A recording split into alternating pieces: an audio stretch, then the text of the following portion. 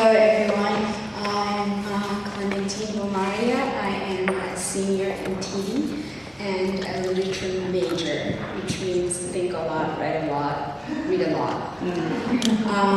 I am truly grateful to be among you present.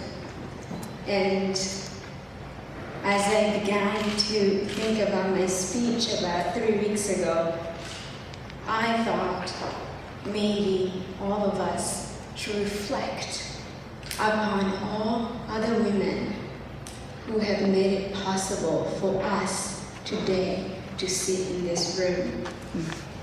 We cannot move forward without thinking about all those men and women who have fought, absolutely went mad for us to be in this room, right here, right at this moment. I am crazy about learning the past and past actions and memories, because it's there where we find the strength to be able to move forward and to be able to create room for others to join us and to move forward. Little bio in the little template says I am from Rwanda, but I am from 8 countries in Africa. War started in Rwanda, and my incredible sister and I traveled to 8 countries as refugees. And I'm not even sure if you know what that means.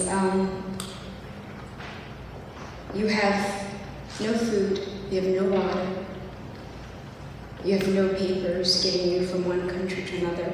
But my incredible mentor and my hero, my heroine, I should say, created a space for me to believe in myself and to believe that when others seem that they have taken your dignity away, you have to claim it, but you have to be crazy to be able to claim that dignity back.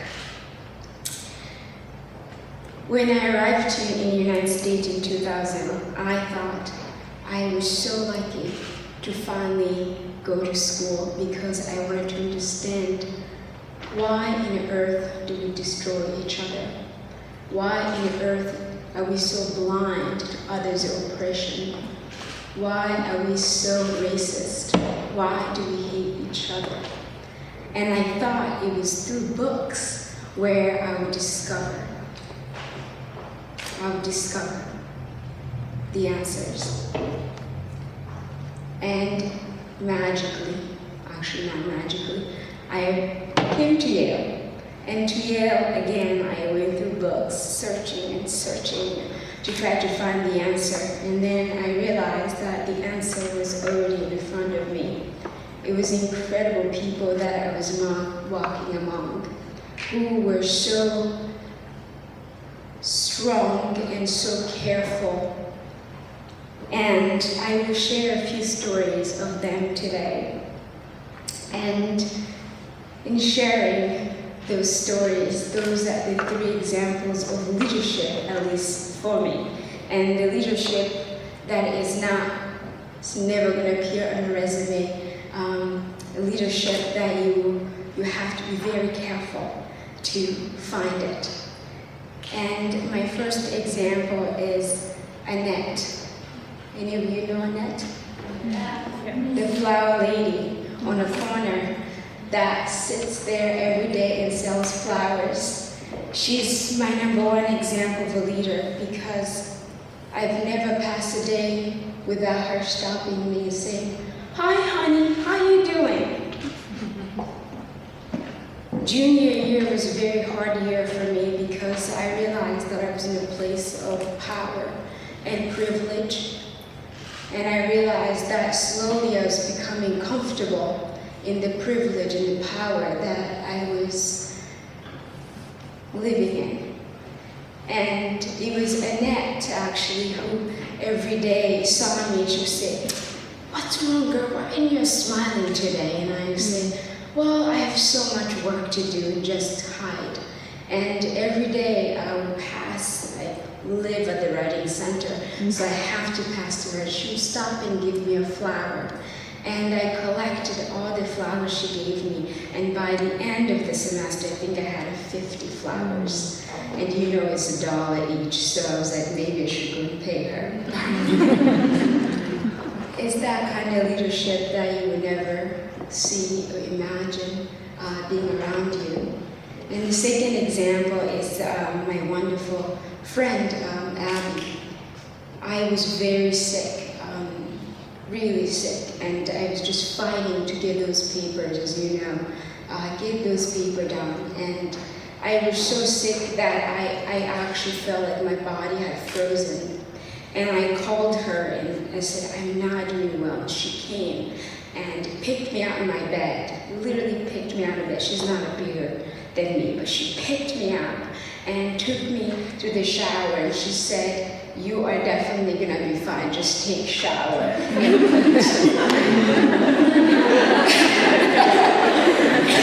And I share that in a very, because that humbled me, that put me in a place where I needed to be in terms of understanding myself and where I was. And last example is my wonderful dear friend Cameron. My freshman year, I really wanted to understand more about AIDS and HIV.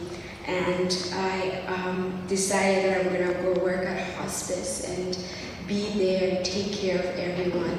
I did not last a month. I just could not. I was in so much pain. And my friend Cameron, who we would ride there together, went every day until the last day of our senior year last year. And I could not believe his strength. I could not believe that thing in him that kept him going once and every day.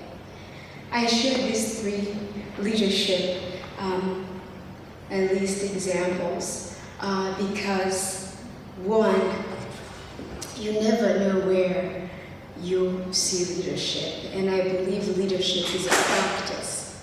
It's absolutely practice through your mind, your body, everything. And it's those little things that we do for others, stopping and saying hello, or encouraging, or listening, or taking off a vision that you're strong and allowing someone to help you.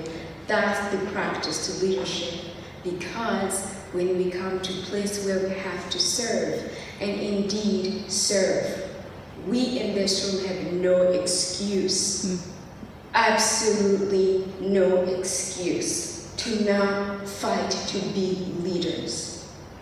We live comfortably. We have warm water.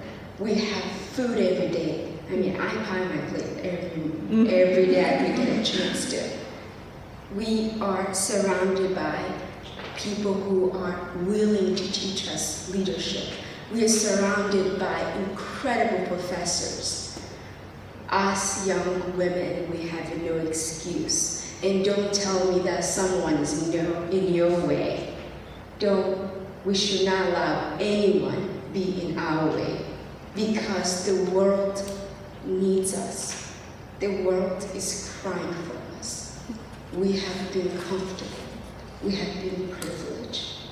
And it's time for us to stop saying we don't have and see what we have, and push anyone out of our way and go serve. And serve with respect, and serve with eyes open to learn. And so I would say, I dare all of us, absolutely dare all of us, to think about those who are oppressed, and to think about those who are just across the stage from us, who needs our strength, because we have no excuse. So I dare us to continue fighting to have a voice in leadership position, because we have no excuse. So thank you so much for giving me an opportunity to share my story and to encourage you to go forth and be badasses.